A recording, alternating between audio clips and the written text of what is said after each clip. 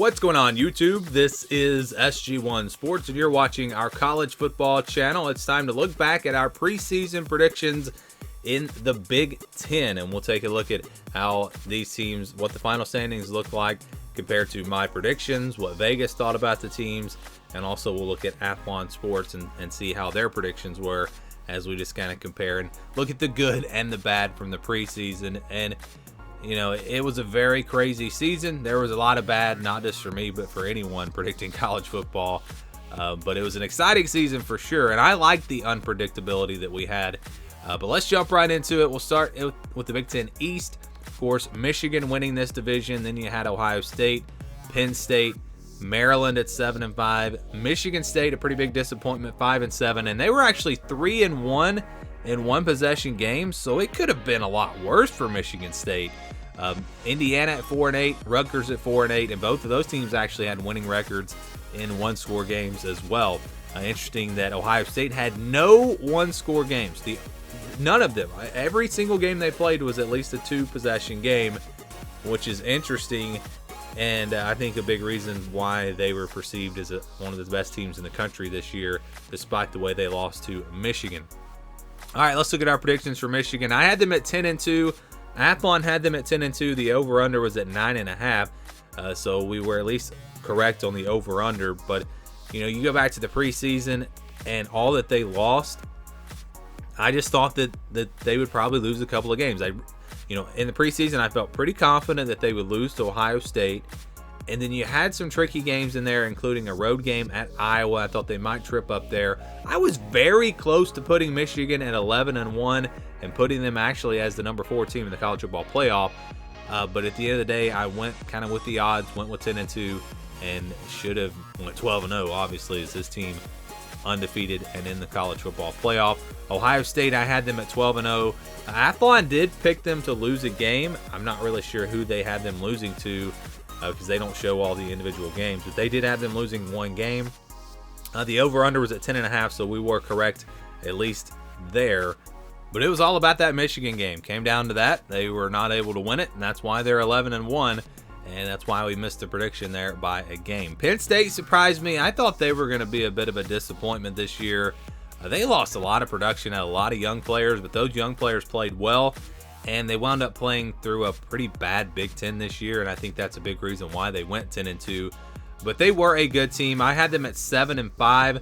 Athlon had them at 8-4. The over/under was at 8.5, so I would have been wrong on this one. Again, just a great season for Penn State.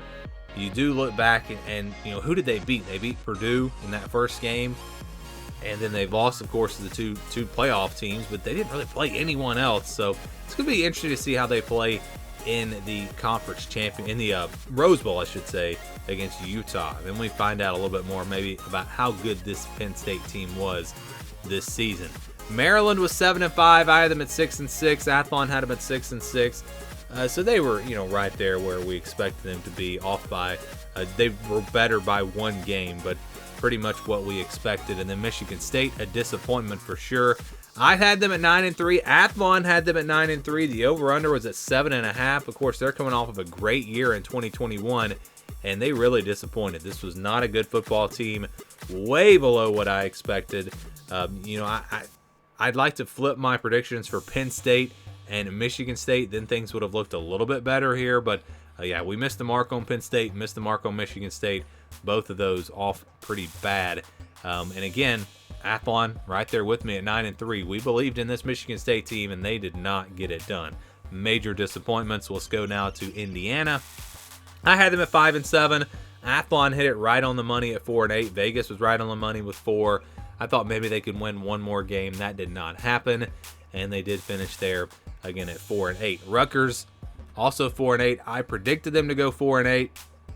Athlon had them at 4-8. The over/under was at 4.5. So we would have been correct against Vegas there, because they did go under that 4.5. But they were pretty much what we expected. Again, Rutgers there finishing 4-8. Same prediction that I had. Same prediction as Athlon Sports. Let's move on now to the Big Ten West, and you see how things wound up in this division. My predictions were not great, and I'll show them to you in just a second. Again, I'm not bragging at all because they were not great predictions, but they're probably the best I've ever done in the Big Ten West because I have had such a hard time picking this division. It's always unpredictable, usually wide open. I will take a little credit for saying in the preseason that this division was, they were going to be a bunch of teams log jammed at the top. That's exactly what happened. And I did pick Purdue to win this division, mostly because of their schedule. You look at their one-score games. They were 5-2 in one-score games, so it could have been a lot different for them. And look at Illinois. All of their losses were in one-score games. Illinois, you could really argue, was the best team in this division, but it just didn't work out for them. They did not win it. And the rest of these teams were close to 500. Wisconsin was 1-3. They weren't good in one-score games. Nebraska was 2-4. Northwestern was 1-5. 1-5. If they had won all of their one-score games, they would have made it to a bowl game. That's how it shakes out sometimes. It comes down to all these close games. So for Purdue, I had them at 9-3. I was actually a little bit high on them, and I was high on almost every team in this division. I'll explain why in just a second. Athlon was at 8-4. They hit them right on the money. The over/under was at 7.5, so we would have gotten that correct. But it all really came down to the non-conference game, losing to Syracuse. That's where I missed on Purdue. If you look at my conference record predictions for these teams, they were actually really accurate. We were very, very close. It was the non-conference games that I missed. This division did horrible in the non-conference, and we'll circle back to that in a second. Let's go to Illinois now. We missed Illinois. Missed Illinois terribly. I had them at 3-9. Thought they were going to be really bad this year. Thought they'd only win maybe one conference game, and they proved me wrong. So hats off to Illinois. Great season, and it was no fluke. This was a very good football team. Like I said, probably the best team in this division. Athlon was a little bit higher. They had them at 6-6. And so they were pretty close with Illinois, only 2 games off. The over/under was at 4.5. So I give Athlon some credit for picking the Illini to go 8-4 or to go 6-6, just 2 games under that 8-4. But looking back at the roster, I really don't know how they did it. I just did not think this team was going to be that good, and they wound up again proving me wrong. Minnesota, we got them right, 8-4. Athlon had about 7-5. The over/under was at 7.5. So we would have been correct against the over/under. And again, perfect record prediction there for Minnesota. They were right there where I expected them to be. Iowa, I had them a little bit higher at 8-4. Same thing for Athlon. The over/under was at 7.5. And that was a tough one because I was back and forth between 7-5 and 8-4. It was the non-conference game again that cost them, losing to Iowa State. And I will circle back to that. Like I said, the non-conference really hurt this division. Wisconsin, 8-4. That was my prediction. Athlon had about 9-3. A lot of people were really high on this team. I was even too high at 8-4, but I was lower than most people. They finished at 6-6. The over/under was at 8.5. So even Vegas was high on this team. I would have at least been correct against that at 8-4, under that 8.5. But just a disappointing year for Wisconsin. They fired their head coach, but now Luke Fickell comes in, and maybe they turn things around. Nebraska, all right, I did it again with Nebraska. 9-3, my prediction. They go 4-8. Athlon at 6-6. The over/under was at 7.5. So everyone really thought Nebraska would do better this year, and they just once again didn't get it done. Scott Frost now gone. Matt Rule takes over. We'll see if they can turn things around. But if I could flip my Nebraska and my Illinois predictions, just flip those 2 teams, these predictions come out looking pretty good. But those are the teams that I missed on. I missed pretty bad, again, on Illinois and Nebraska. But it's usually there's like 4 of the teams that I missed really bad on. Because, again, this division has been very tough for me to predict. With Northwestern, I had them at 4-8. This team didn't win any non-conference games, I should say. They were 0-3 in the non-conference. Just a terrible season. Had a lot of close losses in there, of course. 5 one-score games that they lost. But Athlon had them at 4-8. The over/under is at 4-8. And they were worse than that at 1-11. So circling back to the non-conference games, I was looking at these predictions thinking, how was I too high on every single team except for Illinois? I mean, I was too high on every team except for Illinois, and then Minnesota, we got them right. And I was thinking, that's impossible because if the teams, if I was too high, then I had to be too low somewhere else besides just one team in Illinois. And it's the non-conference. Again, my records, we're looking at the overall record, but it's the non-conference. Purdue losing to Syracuse. You look at Iowa losing to Iowa State. Wisconsin losing to Washington State. Nebraska losing to Georgia Southern. And Oklahoma. I had them winning both of those games.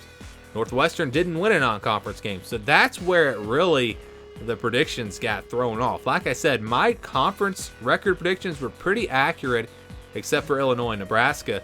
But the overall records were not, because this division just was not very good. I overrated this division as a whole, and because of that, you can see all my record predictions were a little bit too high, as this was just a bad division, and we'll see how they look in the bowl games, if that maybe backs that up. But you look at this division in the non-conference, they were awful, and these teams just were not very good. Like I said, I think Illinois probably was the best team in this division.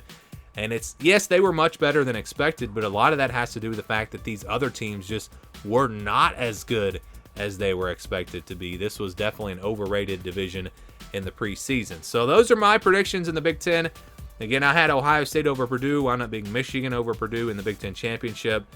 Overall predictions weren't great for this conference, but compared to where we've been in the Big Ten before, actually not too bad, especially in the West, only having 2 teams that were way off.